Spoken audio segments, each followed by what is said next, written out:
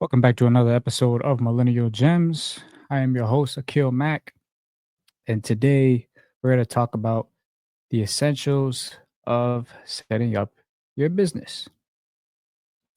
Now, not everybody needs a business, not everybody needs to be an entrepreneur, but you know, everybody should have their money invested somewhere. And so I just wanted to just do this episode just for, the aspiring entrepreneur, the aspiring business owners out there who are just looking to find the proper steps needed to, uh, you know, setting up the business, kind of just starting to setting the foundation. So let's get right into it. Uh, so one of the first things that you want to do is you want to establish your entity name. So, for example, my business name is Millennial Gems LLC. And that's just what I decided to name it. Now I could have made it, you could use your name, like Aquila Macintosh LLC. I could have done that. Or, you know, uh again, like I use my company name, Millennial Gems LLC. You just want to make sure you just come up with a unique name that isn't already taken in the state you're already in. Because remember, it is on public file and you know you want to make sure somebody else isn't already using it. So, the easiest thing would just be to use your name or just maybe like your company name. Other thing is too the type of name that you use. So you want to stay away from, you know, so and so trucking company or trucking, or so and so,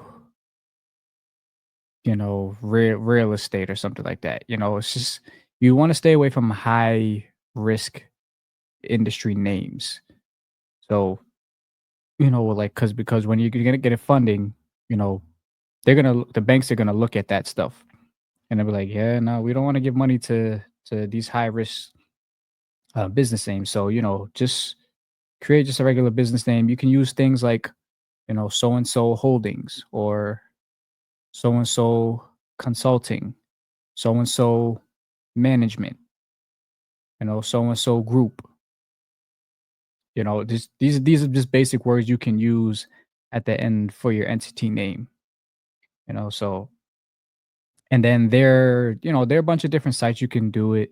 You can do it through Zen Business. You can do it through Busy. You can set up your entity through Northwest Registered Agent. That's who I did. That's who I set up my LLC through. So um, I used them for like the first year. Now I mainly just use them for just as like my registered agent.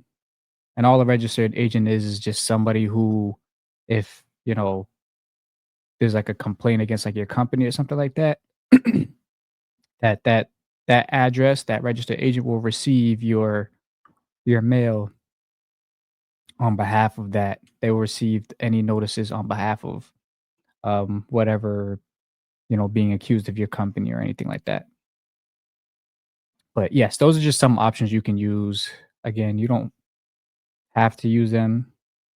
That's just what I chose to do. Again, I would just get them just for like the registered agent. And then, you know, you can easily just pay for your entity every year. You don't have to pay it through one of these companies unless you want to pay these companies extra money to do it. You can easily do it to yourself on, the security of Secretary of State site. So everybody has one, and then just look at what the fee is and just pay it every year, the annual report fee, and it differs for every state. So that's the first thing you want to do. The next thing you're gonna need is an EIN number. Now, this is essentially your business's social security number. So it's very unique. Every business has an EIN number. Um, you don't want to use your social security number because you want to be able to keep your business and personal stuff separate. Hence why you should also get an LLC um, to keep that stuff separate. You could operate as a sole proprietor too, but LLC if you want to keep the business and your personal assets separate. Give you that business liability. But anyway, your EIN is essentially your business's social security number, right? So and you don't have to pay anybody to get this. You can easily just go to irs.gov, plug in whatever, however you plan to be taxed, and yeah, they will spit out an EIN, and you keep this number because the next thing you're going to need it for is a business bank account. You're going to need to have a business bank account. All your profits, any money that comes in, revenue, you're going to need a separate account from your personal account. You do not want to commingle funds because you're giving the IRS a reason to come and audit you. By the way, if I didn't already mention, I am a certified QuickBooks Pro advisor. So I help business owners organize their financial transactions. So if you want to avoid this problem, my suggestion would be to hire a bookkeeper like myself who will do all the organizing for your numbers, all your transactions, keep your books up to order, provide you profit and loss statements, balance sheets. Just keep everything in order for you so you can focus on growth of your business. If you need a bookkeeper or know somebody who needs a bookkeeper, make sure you hit the link that it will be in the show notes or in the description if you're watching this on YouTube. All right. So, yes, business bank account. You want to keep those separate. Keep your business and your personal stuff and your personal funds separate. The best things you can do is work with like credit unions. Credit unions are a little bit smaller and they're better working with the people. I think it's a little easier to probably get funding with them. Um, you could also use like a regional bank. So like I'm here in Mass, right? So a credit union here is I use Metro Credit Union, right? But then a regional bank would be like Citizens Bank. So that's more of like a Northeast bank. I could use Citizens, but then you have like the national banks, right? Which is like the Chase, the Wells Fargo's, the Bank of Americas. These are the national big banks. A little tougher to get funding from, um, but that's what I was saying. You can open up a bank account with all of these. Doesn't matter. I would just say the easiest route to start with would be a credit union because they're a little bit easier to work with the people. They're a little bit more for the people. Um, not and it won't be like real like shady about like funding and stuff like that. So after you've got your business entity name, after you got your EIN, after you got your business bank account, next thing you want to do is you want to set up a business email, right? So you want to obviously now start to get ready to create an online presence, but in order to do that, you're going to need a business email. So you're going to need somewhere where people need to contact you or get in support of the bit, or contact the business about business needs. You'll need an email for that. So you need to have a professional email. Don't use Gmail, don't use Yahoo, don't use AOL. These are not professional emails. Go to G Suite, and that's G Suite, GSUITE, G Suite. You can get a professional email from there, and you can put whatever you want it to be at your company name. So, like, my current email is bookkeeping@millennialgems.com.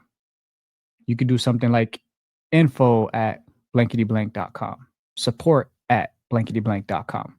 Those are kind of like the main two. Contact@blanketyblank.com, just something like that.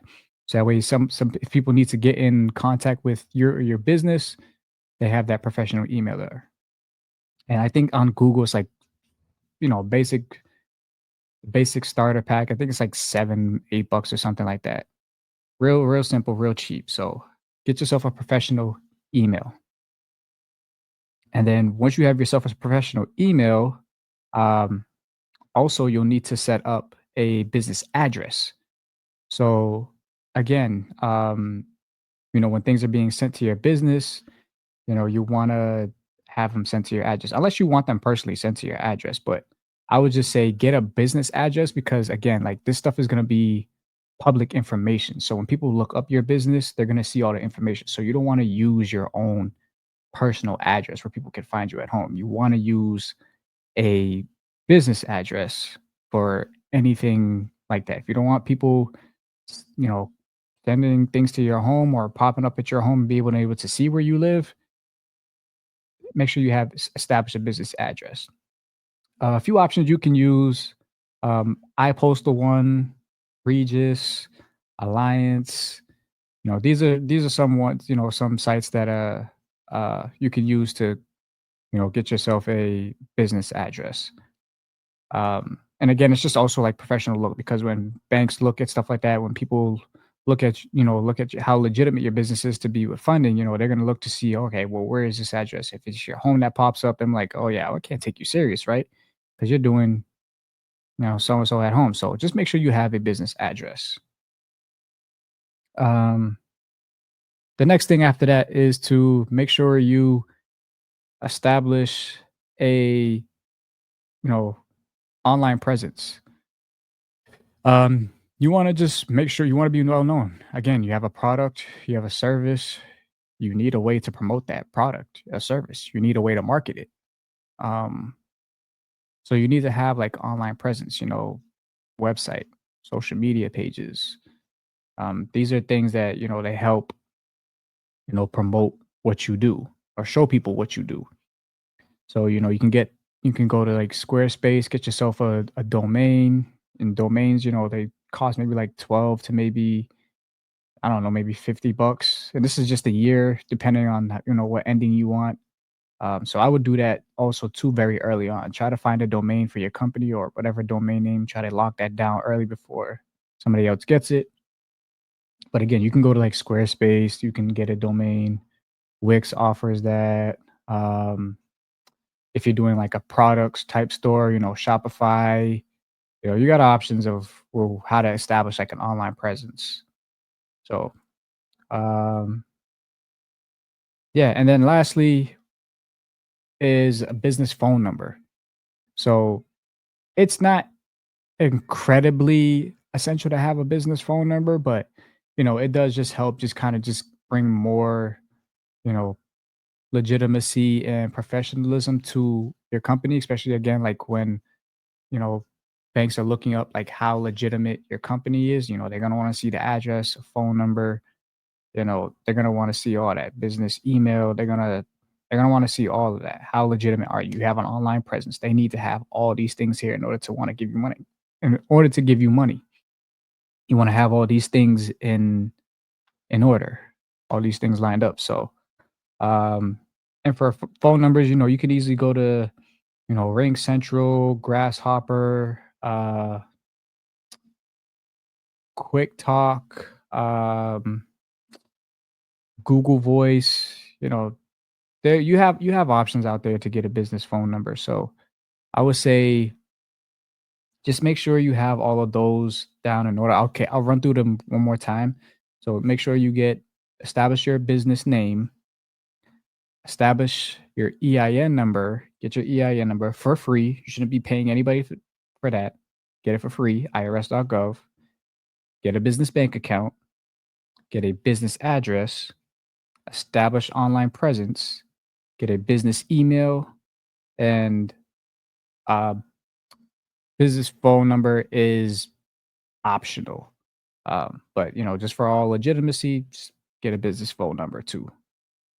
Um, so if you guys definitely found some value in this episode, definitely hit that like, subscribe, turn on those post notifications if you're on YouTube. You can follow the podcast, follow me on Instagram.